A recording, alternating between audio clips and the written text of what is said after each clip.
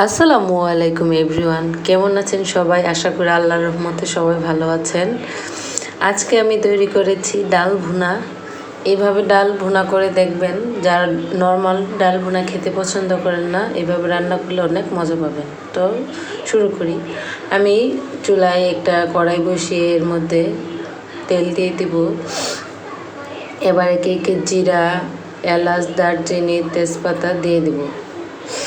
এগুলা যখন একটু হয়ে আসবে তখন এর মধ্যে রসুন কুচি আর পেঁয়াজ কুচি দিয়ে দেব, সাথে কাঁচামরিচও দিয়ে দেব।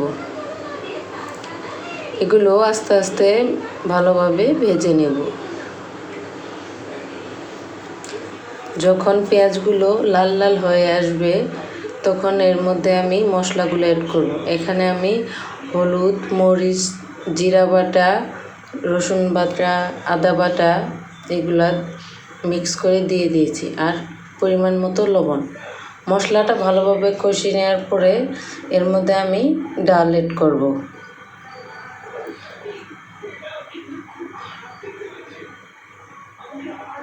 দেখুন মশলাটা আমার ভালোভাবে কষানো হয়ে গিয়েছে।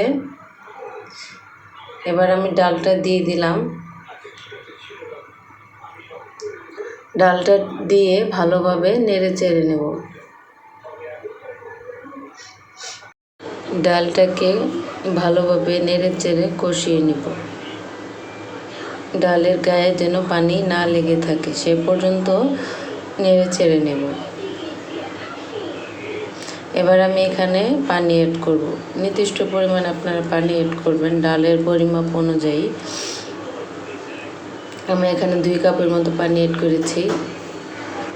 এবার এর মধ্যে দিয়ে দেব শুকনা মরিচ। আমি 4টা শুকনা মরিচ দিয়ে দিয়েছি, আর দিয়ে দেব গরম মশলার গুঁড়ো। এখানে আমি এলাচ, দারচিনি, গোলমরিচ এগুলো গুঁড়ো করে রেখে দিয়েছিলাম, এগুলো গুঁড়ো দিয়ে দিবেন। এবার ঢাকনা দিয়ে ঢেকে দিয়ে একটু একটু করে কষিয়ে নেব। একটু পরপর নেড়ে চেড়ে দেবেন, তাহলে নিচে লেগে যাবে না। আর চুলার আঁচটা মিডিয়ামে রেখে দেবেন, তাহলে ডালটা ভালোভাবে সিদ্ধ হবে। দেখুন আমার ডালটা প্রায় অর্ধেক সিদ্ধ হয়ে এসেছে।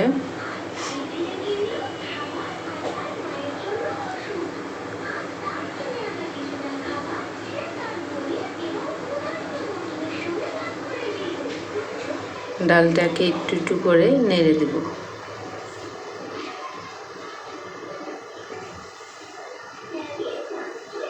দেখুন ডালটা আমার প্রায় সিদ্ধ হয়ে গিয়েছে। এবার আমি নামিয়ে নেব। এইভাবে ডাল রান্না করলে অন্যরকম একটা স্বাদ পাওয়া যায়। ভিডিওটি ভালো লাগলে অবশ্যই সাবস্ক্রাইব করবেন। ধন্যবাদ।